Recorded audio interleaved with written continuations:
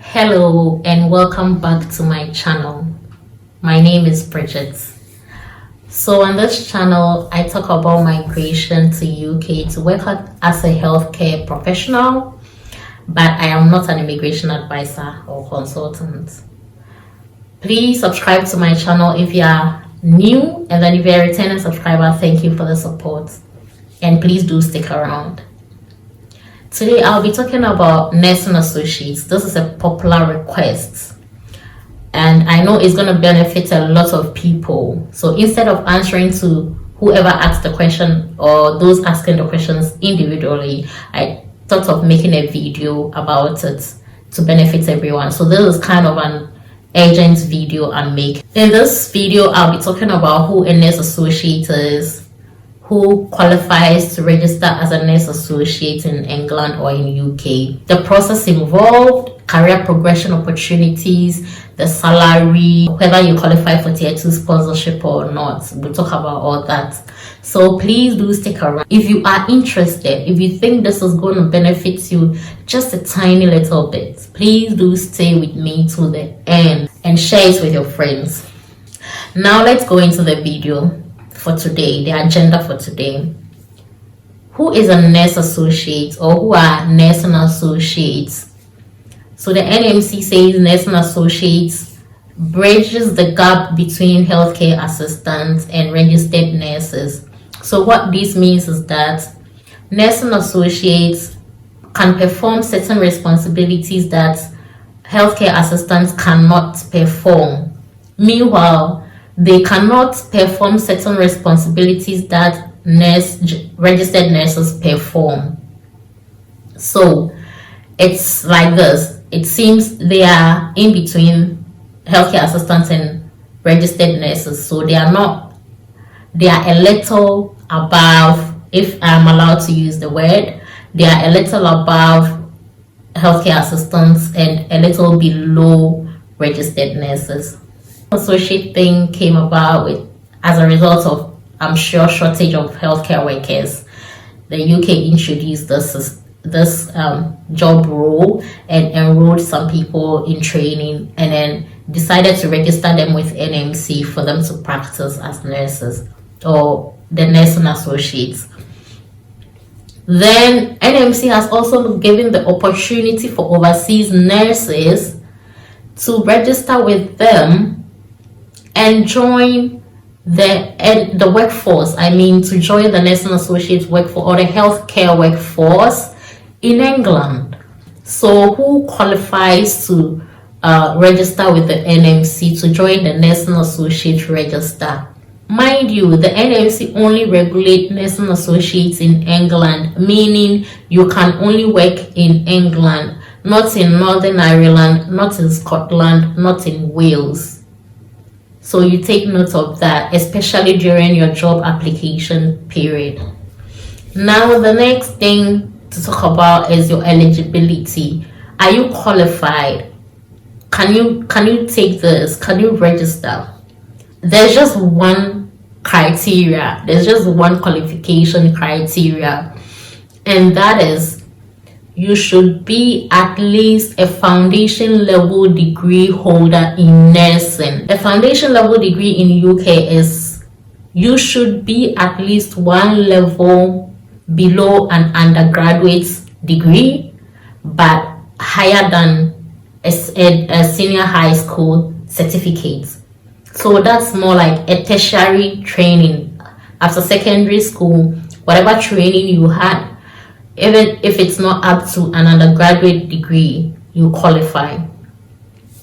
UK undergraduate degree is 3 years and above. So automatically, if you train for 2 years, you qualify for this job role. You qualify for this opportunity. So this is good news for the healthcare assistants who wants to relocate to UK. This is something juicy. This is something you wouldn't want to miss out.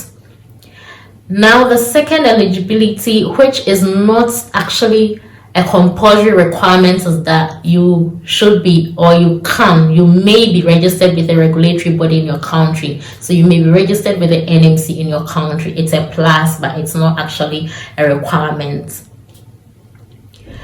What is the process involved? Now that you know you qualify, what is the process involved? How do you go about it? Now, this is how you're going to do it. First of all, NMC is going to ask you to complete a questionnaire. So in this questionnaire, they're going to ask you your nationality, the country in which you trained, and the kind of training you had. So as I mentioned, your training should be in nursing. At least a 2 years training in nursing. So you provide these details and NMC will tell you if you are eligible to register. Now that you are eligible to register, NMC has told you are eligible to register. Because if you are not eligible, when you enter these details, your country, your training and everything, NMC will tell you on the website that you don't qualify. I will leave a link to the NMC website in the description box so that you can head over to the site and then check your eligibility. Okay. Once NMC tells you you're eligible, now you go through the step-by-step process of application. And this is good news. Okay, this is good news. So what you're going to do now is you will create an online account with NMC, which is going to give you details of each step of your application. It's going to be like an update for you on each step of the application you get to. When you create the account, NMC will ask you to provide proof of identity. So this proof of identity should be your passport. So the passport is going to be a document to compare the details you provided online. Let's say your name, your dates of birth, your age, your nationality. The passport is going to confirm all those details you input when you were creating your account. If your identity matches, good to go. But if your identity doesn't match, for example, if you changed your name, let's say you are female, you had your passport way before you got married, and now you're married, you've changed your name to Mrs. You're using your husband's name, and it's not reflecting on your passport. NMC will ask you or require of you to add proof of change in name or change of name. That's your marriage certificate, or let's say you decided to change your own name, so you have to attach a scanned copy of your affidavit just to support the change in name.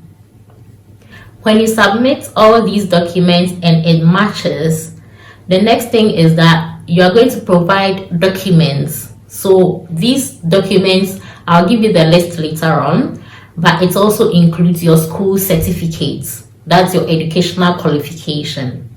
After this, the next step is that you're going to complete a health and character declaration. So this health and character declaration is that NMC is going to ask you to declare that you are fit to practice. Fit to practice can be that you don't have any health condition at all, or you have a health condition that you are managing. So if you have a health condition that is not putting yourself at risk, it is not putting your patient at risk, then you are good to go. You only have to tell NMC that let's say, I'm giving an example, you are diabetic and you are on insulin. You tell NMC that I'm diabetic, but I'm managing it. So it's not a risk to you, the individual. Diabetes will not actually be a risk to the patient, but what if you're taking care of a patient and you go hypo or hyper? You know what I mean? So you should be managing whatever condition you have. Then you provide details of a doctor. It shouldn't be a friend. This doctor is going to complete his own set of questionnaire, or whatever I should call it, a form to support whatever you said about your health. So if you said you have diabetes, you are managing it, this doctor is going to say for sure that you have diabetes and you are managing it, and you take medication, let's say you come for prescriptions or refill every month and stuff like that. They are just going to give details about what you provided. Okay. Then we come to the character declaration. So for the character declaration, you are going to take whether you have any convictions, reprimands, legal issue. You've had any legal issue before. You are just going to take it, but they're going to describe what legal issue it is for you to know whether it counts as one of them or not. Once you have all that, the next thing is for you to provide details of your school.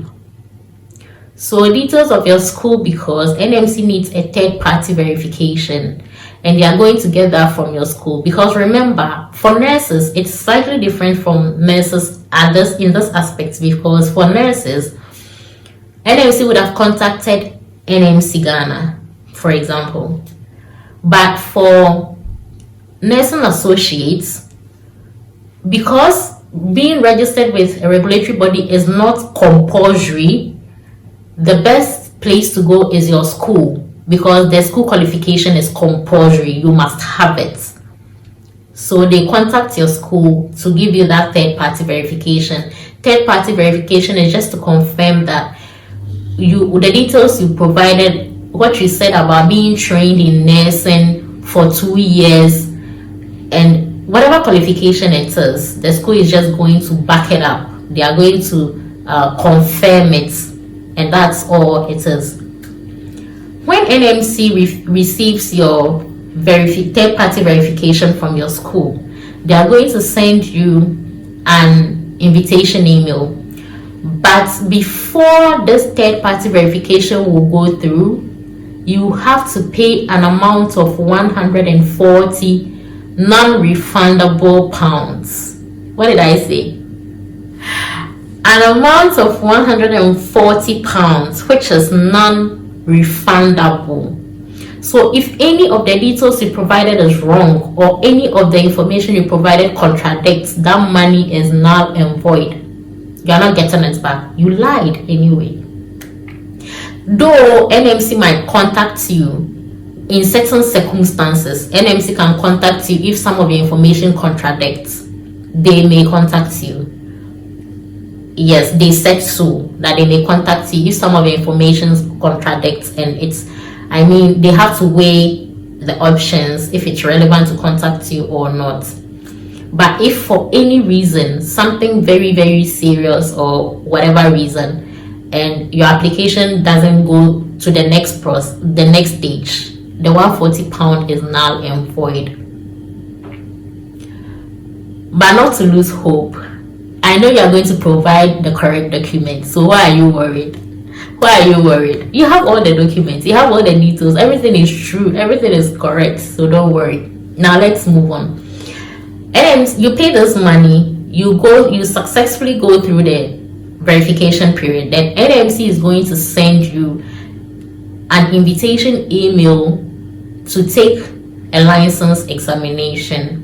So before you can practice, even in your home country, you took license exams. That's the same way NMC is going to issue you a PIN. So they require you, or a license, so they require you to write a license exam before they put you on the register. I think this is fair, If you are still watching this video up to this point, please like it. If you've not subscribed, kindly do so and share it with your friends when you are done watching. Okay. Now, NMC successfully sent you the invitation email. Now it's up to you to also successfully pass your CBT. So the test of competence examination or the license examination is in 2 parts, just like that for registered nurses. The practical exam and then the theory exam. I call it theory because it's written, it's computer based, and then the practical is like practical. You do it for us to see. Let me speak tree. You see. So that's how the exam is going to be.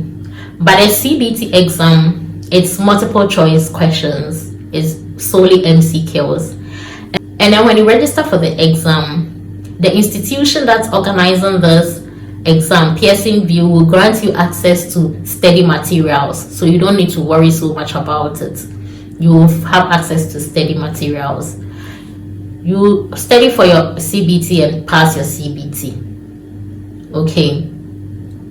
Now, the reason I'm mentioning CBT first is because OSCE is only available in UK. That's the practical aspect of the exam. It's only available in UK.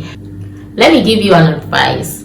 When you successfully go through your CBT, please pay your registration fee, because according to NMC, you have up to 6 months from the initiation of from the date of initiating your registration process.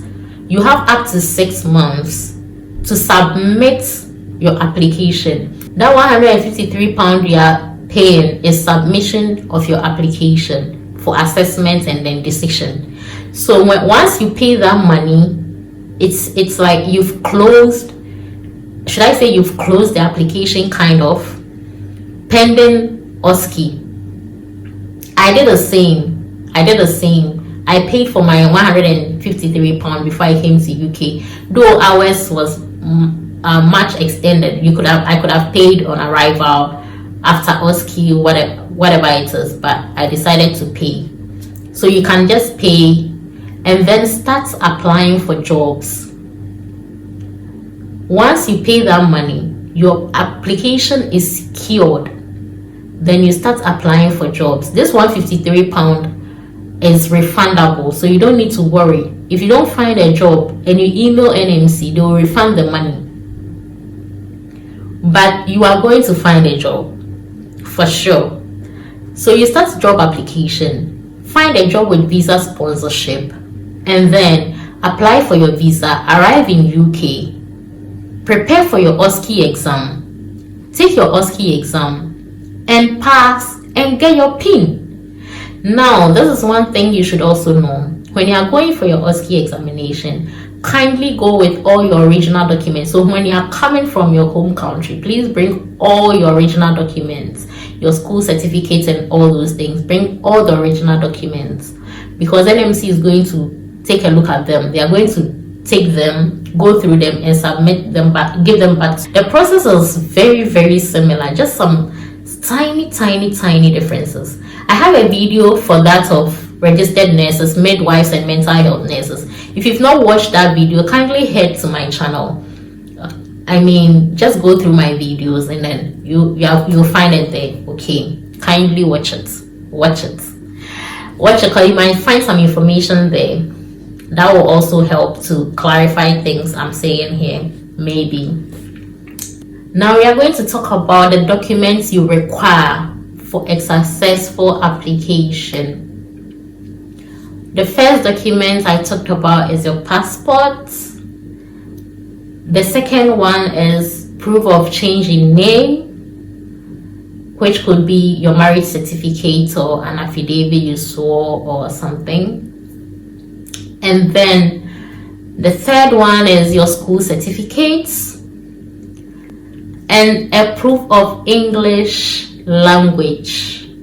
Yes, you need English language proof if you are coming from a non-English speaking country.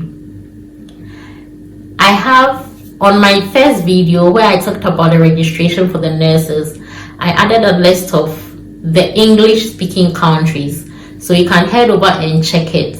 If your country is not there, then you need proof of English language.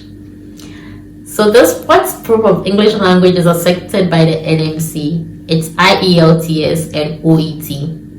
And what is the band score, the required band score? The required band score is the same as that for general nurses or registered nurses and midwives.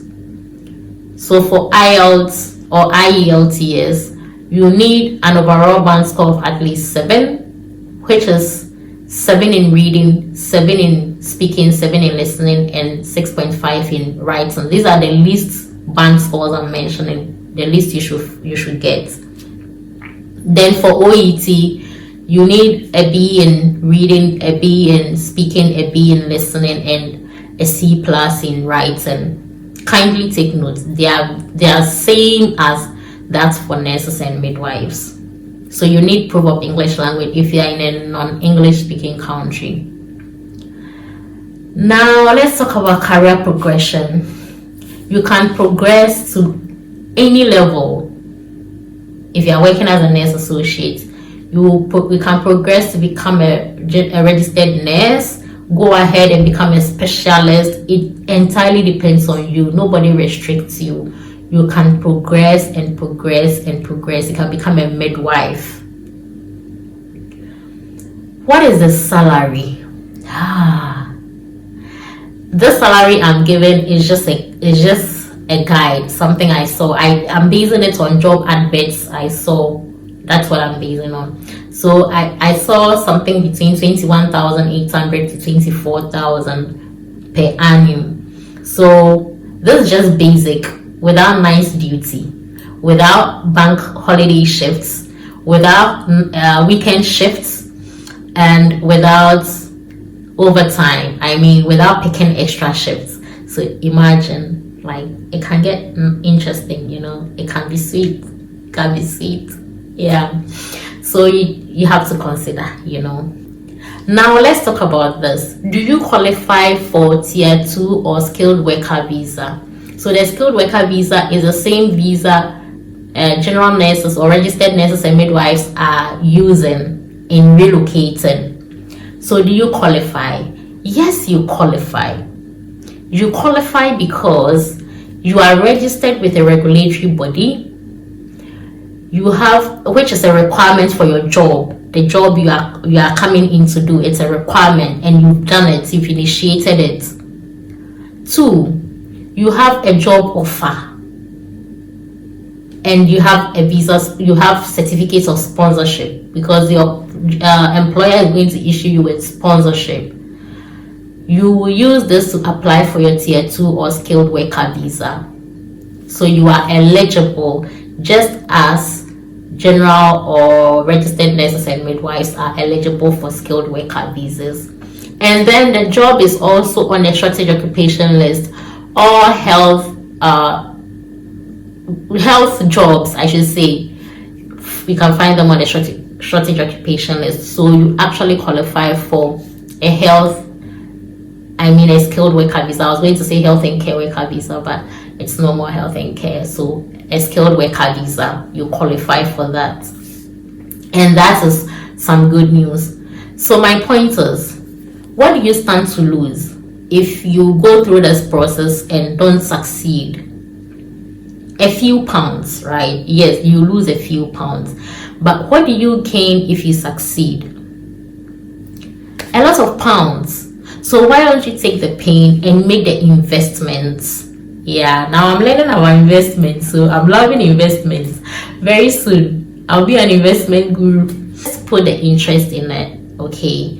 Put in your best, take the decision. If you really want to do it, it's entirely up to you as an individual. If you really want to do it, if you really want it, you have the passion for it, I will say go for it. Don't let IELTS scare you. No, not at all.